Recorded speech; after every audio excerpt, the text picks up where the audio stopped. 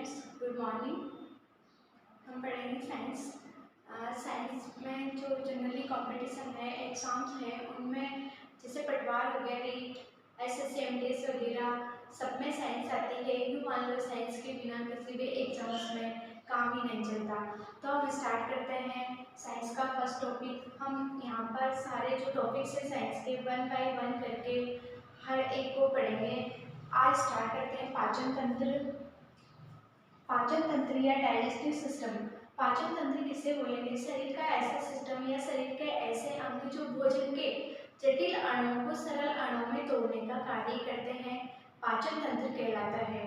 पाचन तंत्र जो होगा, पाचन तंत्र, यहाँ पे जो तंत्र लगा हुआ है, तंत्र का क्या कार्य है? क्योंकि पाचन जो होता है एक सिस्टम से नहीं होता, बहुत सारे सिस्टम मिलकर पाचन का कार्य करते हैं।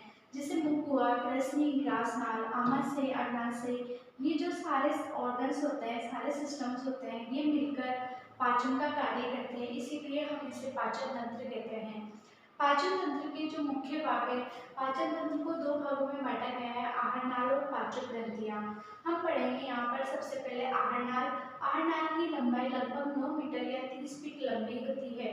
आहारनाल का जो फर्स्ट भाग है उसे कहते हैं मुख हुआ या ओरल कैविटी। आहारनाल जो होती है मुख से लेकर गुदा तक फैली होती है। मुख से लेकर गुदा तक इसकी लंबाई होती है लगभग 9 मीटर या 30 फीट।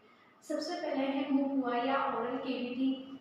मुख हुआ जो होगी, इसके अंदर मिलेंगे दांत और जीभ, उसको हम डिटेल में पढ़ेंगे बाद में। मुख हुआ के अंदर दांत और जीभ पाई जाती है। उसके बाद मुख हुआ के बाद भोजन कहाँ पे आएगा? ग्रसनी में। ग्रसनी जो होगी फूड पाइप और एयर पाइप, यानी कि जो मुख से खाना आएगा उसका पाइप और जो नाक से जो पाइप आएगा उसका पाइप, फूड, ये तो हो गया एयर पाइप, ये हो गया फूड पाइप, दोनों का कॉमन पता है ग्रसनी।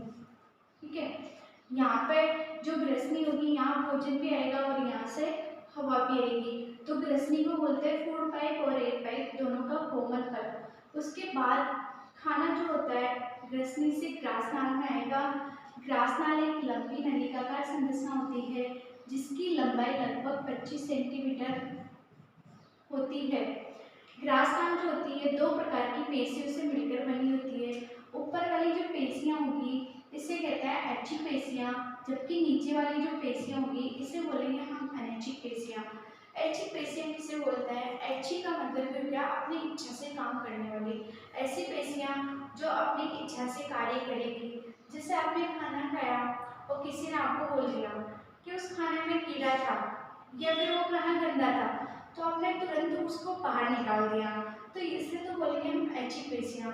लेकिन जब खाना अंदर चला गया और आपसे किसी ने बोल दिया खाना तो गंदा था, तो आप निकाल ही नहीं सकते, क्योंकि खाना कहाँ पे आ गया? अनैच्छिक पेशियों में आ गया, तो उसे हम नहीं निकाल सकते। तो जो ग्रासनाल होगी इसमें 2 प्रकार की पेशियां मिलती है।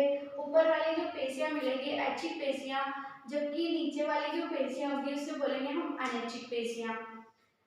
जो ग्रासनाल होगी इसमें एनिमल्स में या जानवर जो होते हैं उनमें पूरी ग्रासनाल जो होती है ऐच्छिक पेशियों की बनी होती है, क्योंकि जो जानवर होते हैं खाने को एक साथ खाते हैं, घास वगैरह को एक साथ खा लेते हैं और बाद में जुगाली करने का कार्य करते हैं, तो उनमें जो ये ग्रासनाल होगी ये किसकी बनी होती है? ऐच्छिक पेशियों की। उसके बाद ग्रासनाल से भोजन कहाँ आएगा? आमाशय में। आमाशय जो होगा बाई साइड स्थित होगा, इसमें खाना कम से कम 4 से 5 घंटे तक स्टोर रहता है। आमाशय में भोजन 4 से 5 घंटे तक स्टोर रहेगा। अस्थायी संग्रह रहता है खाने का। आमाशय में एक अम्ल पाया जाता है, उसे कहेंगे HCl एसिड या HCl अम्ल, हाइड्रोक्लोरिक अम्ल। ये क्या काम करता है? भोजन के साथ आए हुए हानिकारक अनावश्यक रोगाणुओं को नष्ट करने का कार्य करता है।